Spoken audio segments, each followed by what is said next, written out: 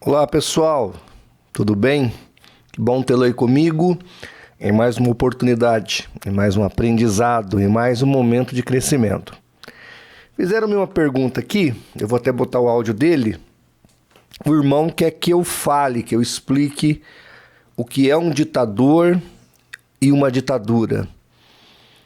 Eu vou então tentar aqui responder essa pergunta, embora a minha área de especialização ou de expertise é na área teológica e apologética, mas eu também sou formado em história. Claro que a minha cosmovisão do fato, ela vai ser minimalista. Eu vou fazer aqui um resumão, e um resumão ainda dentro da minha perspectiva, tá certo? E o que eu penso, o que foi a ditadura militar.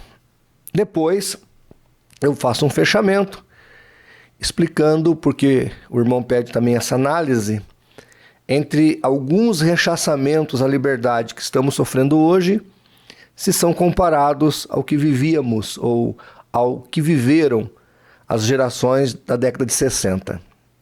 Eu nasci em 71, então o governo militar já estava bem adiantado, mas eu lembro muito bem que o meu pai e o meu avô, eles eram extremamente fãs dos presidentes militares.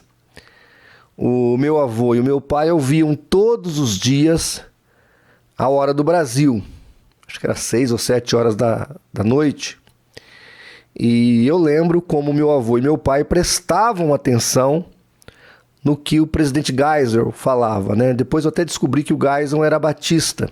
Outra coisa que eu me lembro muito bem, que nessa época o meu pai, ele saía da roça, né, levando uma carroça cheia de grãos, arroz, café, era na beneficiadora. Lá ele fazia o benefício daqueles grãos, ele pegava uma parte, que é a maioria, né, 60% ficava para ele e 40% ficava para a beneficiadora. Depois meu pai passava na outra venda, eu lembro até hoje, chamava Venda do Lúcio. E ali, com uma cadernetinha, ele fazia sua compra. Uma outra coisa que eu tenho em mente claramente desse tempo é que meu pai comprava e pagava por ano. Quando meu pai vendia a colheita de café, então ele ia lá e pagava anualmente a mercearia ou o mercadinho. Também eu sei que no tempo dos militares havia um crescimento bastante interessante. O Brasil chegou a crescer até 12%. Outra informação que a gente tem claramente é que nessa época havia um crescimento, não só um crescimento de obras, mas como as grandes obras dessa nação, as grandes usinas, as grandes rodovias, foram criadas na época do governo militar. Isso eu estou falando para você não é do que eu estudei na faculdade, é o que eu me lembro quando criança, aos pés do meu avô e do meu pai, ouvindo a Hora do Brasil, que era a única coisa que a gente tinha, era rádio. Eu vi televisão em 1978, 79, pela primeira vez, eu tinha uns 8 anos, então foi em 79. E eu me lembro que a minha mãe botou aquela televisão pequenininha, branco e preto, na minha frente, estava passando, acho que uma sessão da tarde, e alguém estava jantando ou almoçando, e eu cheguei em cima da TV, dei uma cheirada, né? Falei, mãe, a TV está com defeito. Minha mãe falou, por que, meu filho? Eu falei, não, porque o rapaz está comendo e está cheirando o fio. E aí, obviamente, que a minha mãe deu risada, porque eu queria que a televisão tivesse cheiro da comida. Televisão com cheiro é uma coisa que até hoje a tecnologia ainda não conseguiu inventar, o que não seria agradável, né? Mas o fato é que essa foi a minha experiência. Então eu nasci em 71, da década de 80, vamos pegar aí de 80 a 85, eu era um jovenzinho, um adolescente, e eu me lembro desse período militar. e como é que era a vida. A gente estudava escola rural, etc. Enfim. E é disso que nós vamos falar e vamos tentar aqui responder ao nosso irmão. Quero dizer que este mês, como todos os meses, obviamente, aos nossos inscritos lá no Apoia-se, estaremos sorteando essa belíssima Bíblia apologética com apócrifos. Gente, isso aqui é um espetáculo, essa Bíblia, tá? Então, se você quer concorrer a essa aqui que está na minha mão, ela vai autografada para sua casa, você vai lá, se inscreve no Apoia-se, faz a sua contribuição e participa aqui do sorteio que vai acontecer agora, dia 30. Quem sabe você não vai ganhar essa belíssima Bíblia de presente de Natal, hein? Então se inscreva. Nós vamos falar de Natal também, viu?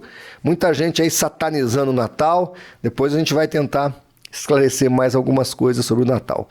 Também, para terminar aqui o meu primeiro bloco de propaganda do CACP, peço que você se inscreva no canal e, se possível, baixe o aplicativo do CACP.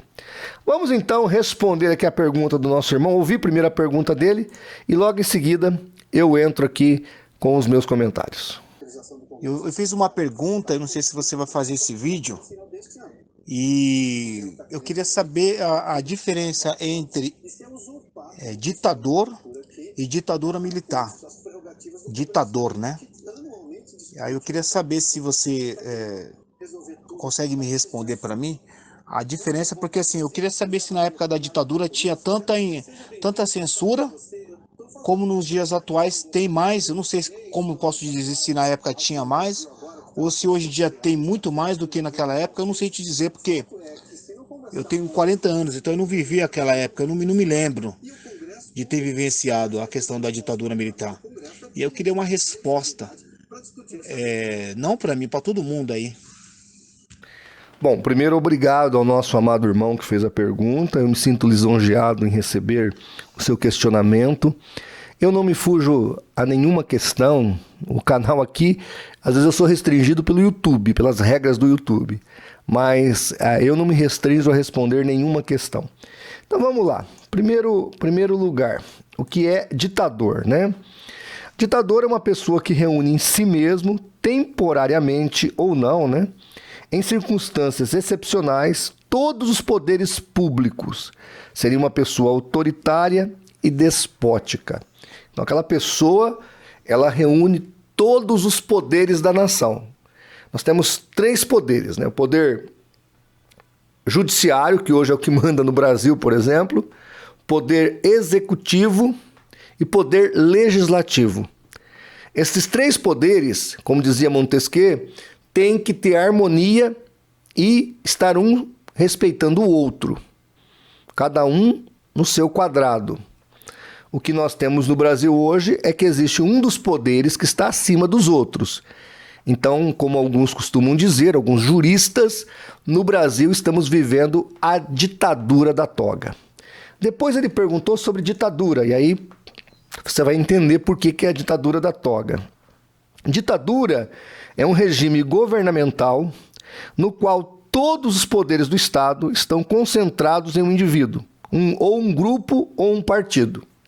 Então hoje nós podemos sim dizer categoricamente que há uma ditadura no Brasil, a ditadura da toga, porque nenhum poder está no mesmo nível ou acima do judiciário. Então, um ministro do STF, se fosse pelo menos os 11, né? Mais um vai lá dar uma canetada, o Lula está inocente. Pá! Pronto, o Lula está inocente e é candidato. Chamar o Lula de ladrão, pá! É crime. Mas ele foi condenado, tá no Google, tá nos jornais, tá na TV, tá no rádio. Não é mais. Apague o passado. Pá! Então é mais ou menos isso que nós estamos vivendo hoje. É a ditadura da toga. Como dizia Rui Barbosa, é a pior ditadura, porque você vai recorrer para quem?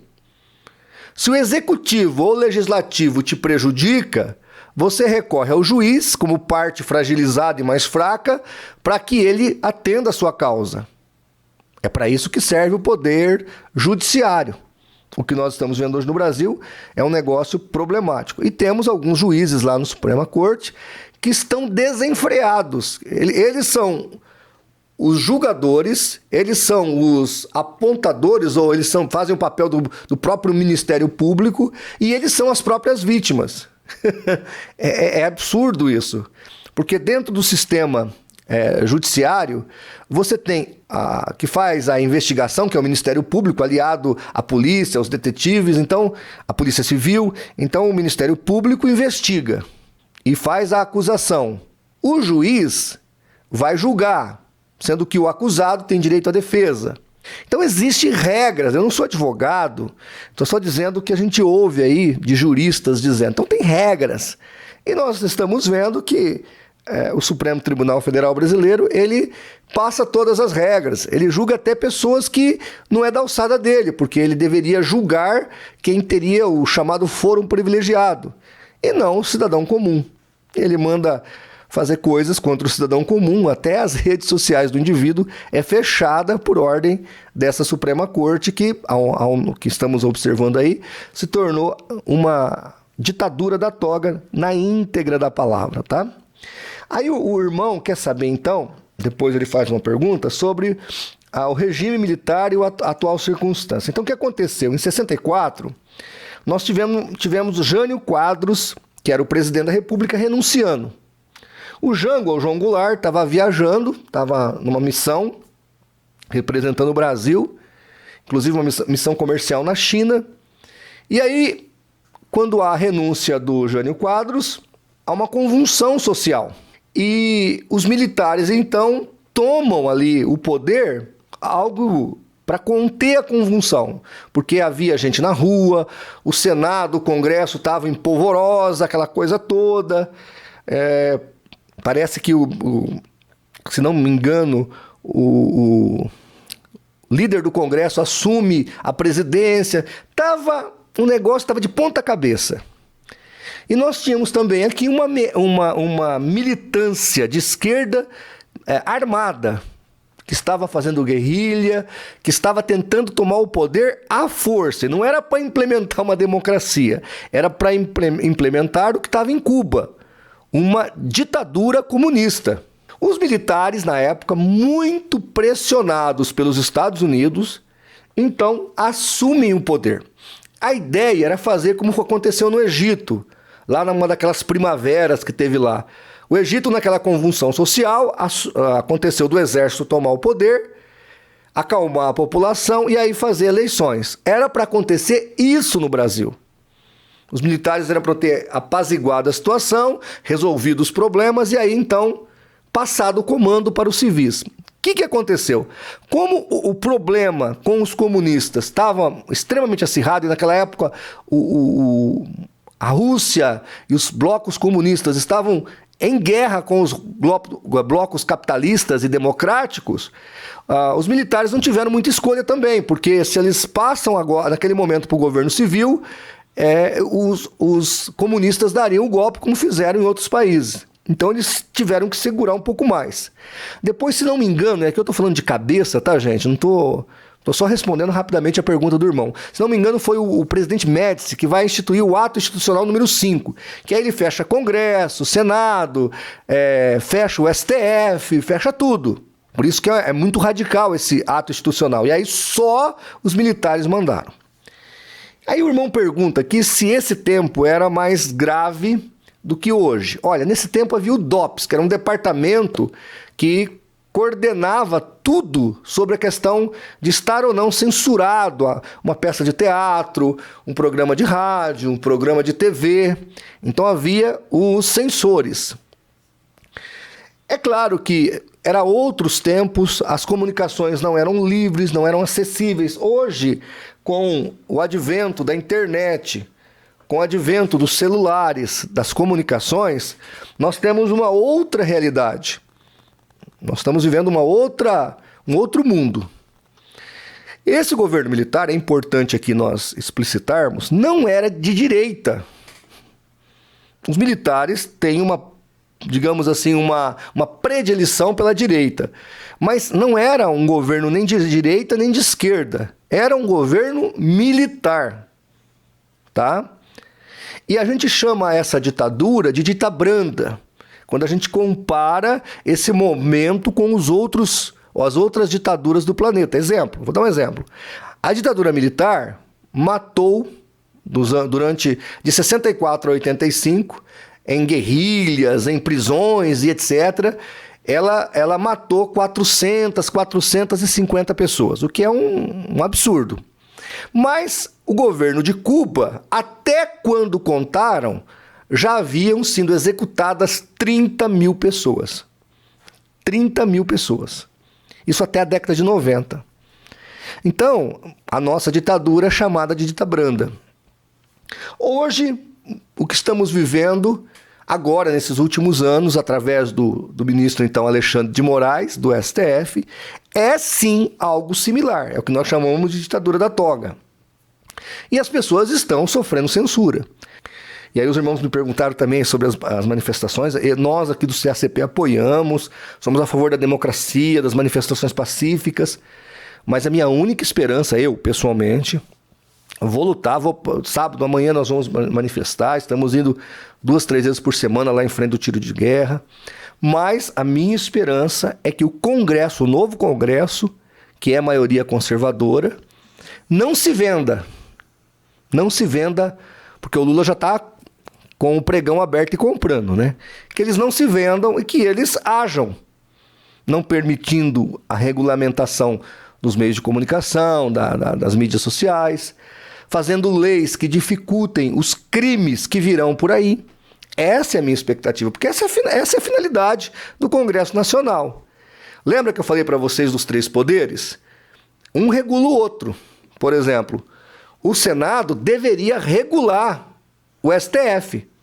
Quando um condenado em 3 instâncias foi inocentado, depois de 3 ou 4 vezes já determinar o próprio STF que o lugar que deveria ser processado o indivíduo era no Paraná, e aí o outro vai dizer que é em Brasília e elimina as condenações, naquele momento era para o Senado chamar o ministro lá e mandar ele se explicar. E se o Senado não concordasse, os senadores tinham que caçar o ministro e revogar a decisão dele, porque o Senado tem esse poder. Então, por que o Brasil está essa bagunça institucional? Porque as instituições não estão cumprindo o seu papel. Isso é gravíssimo. Tá certo? Nós tivemos aí um senador Girão lá no Senado, 3 vezes convocou a convite, porque não foi oficialmente, mas a convite, o STF, os ministros do STF. Os caras dão uma banana para o Senado e pegam o nosso dinheiro, nossos recursos, os nossos jatos e vão fazer palestra nos Estados Unidos, na França, em Portugal. E para o Senado, banana. Então é assim que nós estamos vivendo. Então é muito ruim o momento. Não sei se dá para comparar, porque são outras realidades, são outros momentos. Mas o que eu sei é que quem viveu, quem sentiu a opressão da censura na década de 60 e 70, sabe, é só você ouvir o Alexandre Garcia, sabe que o que nós estamos vendo hoje é algo tão terrível se não for mais. Se não for mais. Por exemplo, quando você tira a mídia social de um influencer, o cara vive daquilo. O cara depende daquilo. Quando o Terça Livre foi fechado, ele tinha funcionários, ele tinha estúdio, ele tinha toda uma programação. Então fecharam uma mídia, sem justificar. O certo seria, o que é que ele falou de errado? Então, abrir-se um processo, o Ministério Público fazer a acusação, mas não fechar. Então, sim, nós estamos vivendo uma espécie de ditadura atualmente. Tá bom? Isso me preocupa muito, por isso que eu sou um defensor do governo Bolsonaro, pela liberdade de expressão que ele sempre bateu nessa tecla. E o outro nunca bateu nessa tecla. Ao contrário, ele já disse publicamente, o Lula, que o maior erro do governo passado dele foi não regular os meios de comunicação. Eu espero aí uma ação do Congresso, mas se o Congresso não agir, se o Congresso se tornar uma prostituta e se vender, aí entenda-se que nós teremos realmente uma perseguição cruel no Brasil. Que Deus tenha misericórdia de nós. Um grande abraço. Até o nosso próximo vídeo.